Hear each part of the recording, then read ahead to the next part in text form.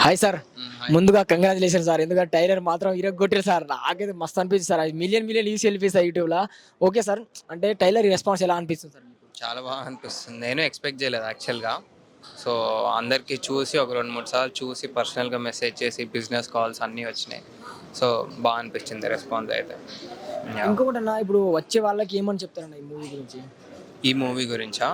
అందరూ చూడాల్సిన సినిమా ఇది యాక్చువల్‌గా. సో, చాలా యంగ్ టీమ్. సో, కొత్తగా వస్తున్నాము. ఆడియన్స్ కోసమే చేసాం ఇది పర్టిక్యులర్‌గా మా కోసం కాదు ఇది.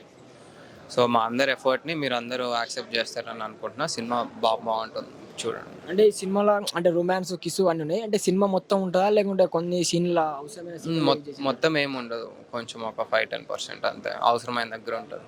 ఇంకోటి ప్రొడ్యూసర్ గారి గురించి మీ ఫ్రెండ్ అన్నారు కానీ అంటే కాంప్రమైజ్ అన్న బడ్జెట్ పరంగా ఏమైనా కాంప్రమైజ్ అండి లేదంటే అనుకున్న బడ్జెట్‌లోనే కంప్లీట్ చేసారా? నీకు ఎక్కడైనా కనిపిస్తుందా కాంప్రమైజ్ అయినట్టు? ఏడా కంప్లీట్ అన్న. లేదు, ఎక్కడ కాంప్రమైజ్ అవ్వలేదు. చాలా బాగా సపోర్ట్ చేస్తారు.